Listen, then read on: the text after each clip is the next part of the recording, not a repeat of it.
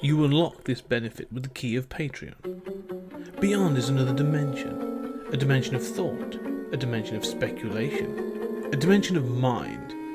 You're moving into a land of both waffle and substance. Of things and ideas. You've just crossed into the podcast zone.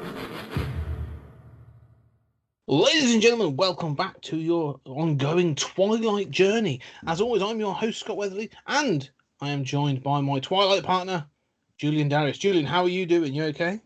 I'm doing great. I just tuned in from the Twilight Zone, so It's all in the fifth dimension over there. All five of them. So we are continuing our journey right now, and we are up to episode 9, Perchance to Dream. So, Julian, let's get straight into this. What were your thoughts on this then? Perchance to Dream, the story of a man who cannot sleep for fear of being killed in his dreams. Yeah, I mean, I like the imagery of like the roller coaster and of the carnival and stuff in his dream, but I thought that this was the weakest episode of the series so far, and I will note that it was not written by Rod Serling. I feel the same. It was one of those episodes where I kept waiting for something to happen. I'm like, okay, I get this is going to happen. And this is obviously all about the reveal. At the end, this is the reveal being that, and obviously spoilers if you listen to this, but basically it turns out the whole thing's a dream. And it felt a bit like, I don't know if there's just sort of like, 60 years worth of continued pop culture sort of gone, well, yes, we've seen this before 1,000 times. If it's all a dream and then this other stuff. So, this one didn't hit me like some of the other ones had done. Yeah, and that reveal doesn't, it doesn't really make sense, because the whole idea is that he's dreaming sequentially, that his dreams continue each other, and that's why he's right park, and he's right back with Mara, I think her name is, and that she is actually the secretary. Okay, but you've been dreaming this before you came to the psychiatrist's office, and then we're supposed to believe that I guess we can believe that he is at the psychiatrist's office, and that everything we've seen previously of his sequential dreams was not actually sequential at all, which then takes the mystery out. I mean, I'm not sure what we're supposed to believe at the end there. I don't know. It's like the reveal of the secretary. It's like, is she supposed to be in any of the context? She'd be like, oh, so she's like a dream demon, like she's like Freddy Krueger, like she's the one that's doing this to him.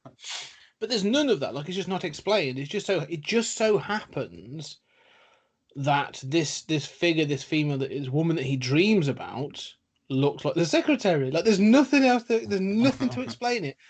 But not just explain it. I don't mind it not being explained, but I at least want some indication of what it's about. Like, some sort of something to give me some steer to say, yes, she directed this. This was, she was designed to do this, like in an Inception kind of way or something. But there's nothing. It just sort of, yeah. I think it's just like a Wizard of Oz thing. Like, I saw her, and so I put her in the dream, but then, there's the whole thing of like, will he or won't he jump? And then he jumps out of the window, and then you find out that all of this was sort of a dream. And it does do that Inception thing of sort of like 1 second in a dream might actually be years, sort of nonsense. I will say that I do like the sort of paradox of I'm about to die in my dream, but I also can't sleep, and I feel like I'm going to die in real life due to having a bum ticker, right? So I mean, I do like this kind of like paradox there, or bad position that he's in. I like the idea of sequential dreams. I like, I'm not against any of this. It just doesn't go anywhere. No, it sort of feels like a lot of it's out of context, and there's no theme to it as well. Like, it's not like he's. The thing with a lot of these has been like, someone's paying for something, or it's an eye for an eye, and we'll come across some of those down the line. But or there's gonna be this thing of like fate or something. Like there's a theme to this.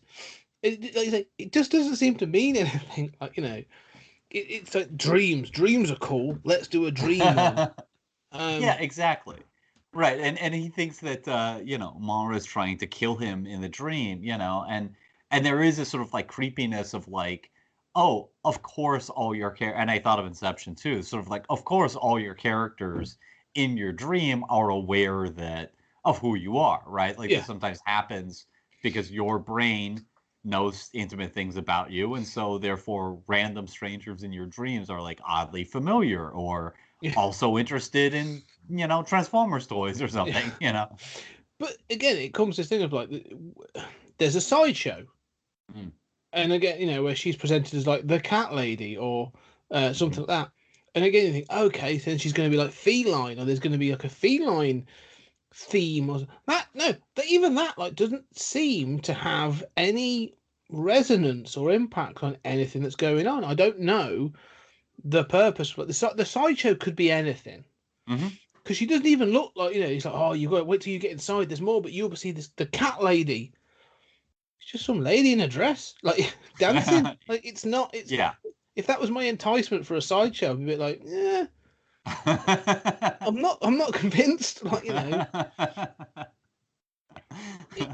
But that sort of seems to that's the whole of this episode. And I'm just like, yeah, there's the germ of something here, but it's never played out.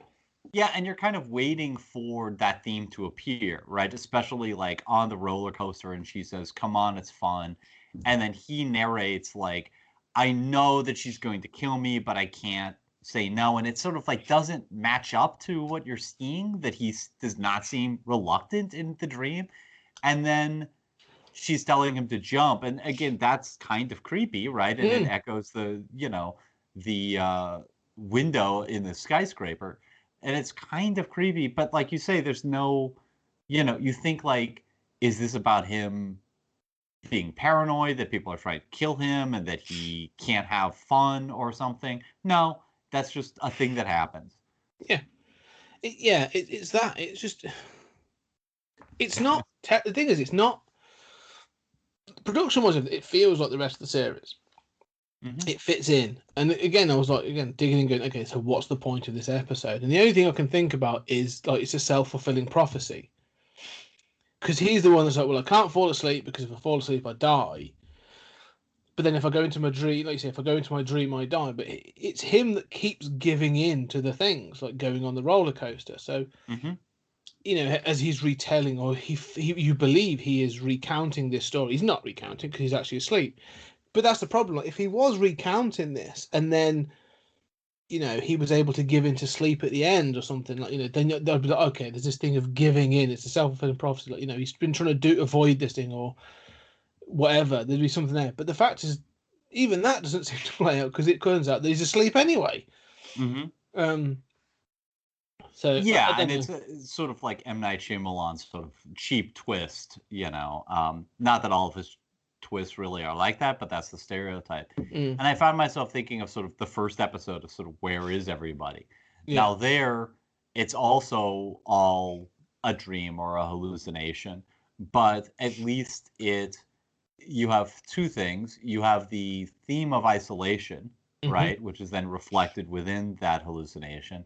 And then you have like the dials and things like this that are supposed to echo within that. And we talked about how that wasn't greatly done. They could have done a better job of that, but at least that stuff was there. Here it's like somebody saw the script for that episode and said, oh, see, you can do anything in there. I can, and just didn't catch that theme of isolation and was just like, okay, having the secretary be in the dream and all of that is, aha, in another dream. Yeah, that's good enough. Yeah, it's almost like because the thing like that first one as well, is anybody there? Is that it's also given context. You find out that the reason for the isolation is this isolation experiment to try and send someone to the moon. So it's not just sort of like everything's given a purpose. Like you say, it could have been done better. There was things it had weaknesses, but at least it had all those things you're looking for. This doesn't even have that. Like this episode, doesn't have a purpose. Like why did he start having these dreams? What's triggered this thing? Like has he done something? Is it a guilty conscience? Is it that if this was to come in and it was to come out that like he killed someone with his car, and so it was the guilt playing on him, and now it's sort of like, it's this thing of he keeps seeing this character or something else. Like, then fine, I'd be, like, okay, that's what it is. It's playing into that. But it's just sort of like I've started having bad dreams. He basically comes across like a child. Like, I'm having nightmares and I don't want to go to bed. Like my 8-year-old, no, if that has happened, like, tough, get some sleep, you'll be fine. It's a dream. Like, granted, it doesn't, but I don't know. It just feels meaningless, really. It just sits there. Yeah, and it feels unpolished in its themes. I think we're left to believe that. Remember, there's that whole thing with the painting of the sailing ship, and we're left to believe that. I guess it's like, how like we see all these childhood programs today that are like, golly gee, kids, use your imagination. Yeah. It's like basically his mom did that to him with a painting and said, imagine that it's moving. Sort of, if you look carefully, it's moving. And what he found was like, I can't control my imagination. And I can sympathize with that. I often, because I have insomnia, and out of the corner of my eye, I'll think there's movements, and I'll think there's insects. There's a mouse there or something, or I have paranoid thoughts as I'm falling asleep. But so again, there are things that are sort of like evocative or done well, in the moment, but there's no overarching theme of like, this is the danger of the imagination or something. And for all we know, that whole thing with the ending twist has eradicated everything in the episode. So for all we know, that whole thing about his mom and the sailboat or could the be sailing false. Right, exactly. And that's the problem I have, because I was going to say that is that, well, he does recount that, but you find out that he's recounting that in his dream. Right. And again, all I kept thinking of, because I thought about imagination when I was in this, and the funny thing is, it made me think of the Red Dwarf episode we obviously did, many, many moons ago, when Lister gets some space virus and you get a representation of his ego and his, self-loathing sort of thing. And I was like, you need a representation of something. You've got this woman, but you need to know what she represents. Is she representing his guilt? Is she representing his sort of like untamed imagination? Is it what is she supposed to be in this dream? And it just it doesn't mean anything. Like, if she was given something, or like you say, if it was dropped in that she was to represent something, then I think you could pick up on that and you could deal with it. But other than that, it just doesn't seem to work. Yeah, and she seems to, obviously, I mean, for me, she seems to represent a sort of like unfulfilled sexual desire. And it's worth noting that we don't know really anything about this main character. Is he, we know he had a mom at some point who said, look at that painting. Even that is only in the dream, the dream 2, right? But, is he married? What is his relationship to women, to imagination? What is his job? What is his profession? We don't know anything. Has he been to the psychiatrist before? I found myself confused by the whole revelation of the secretary, because I thought, you just passed her on your way in. Yeah. And maybe that's what, is that supposed to be, that he's just inserted her into the dream and that was it? I don't know. But it just doesn't hold together. It's the first one, as you say, in the series where I'm like, this one feels a little bit thrown together. I'm not sure it works. Which is a little disappointing. Again, like the scenes, like when it's at the theme park or the sort of the fair or whatever it is, it's put together well to look creepy. Yeah, like they've designed the set design and the way it's filmed is actually really effective. Like, it looks cool. It looks other and odd, but it because it doesn't have an impact. It doesn't have an impact because it doesn't seem to mean anything. Where I'm like, okay, this would be cool, but I want it to have more of an impact. Yeah.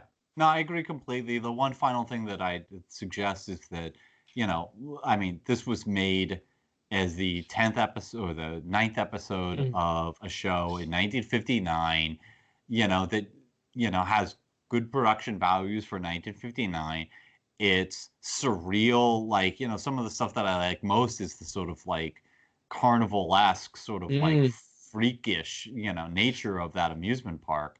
And, it was a half-hour episode to sell cigarettes that was never made again, or never expected to air again. So, having said that, like at least it does some imagery or something. But no, I agree. It's okay to look at, but it doesn't seem to go anywhere. And I don't think there's much more to say really about that one. I think that's it really. So, Perchance to Dream, one of the sort of the lesser episodes. But hopefully you've enjoyed our thoughts on it, and if you're watching along, hope you that. I'd be interested to see what you think. Was it a dream or was it a nightmare? You let us know.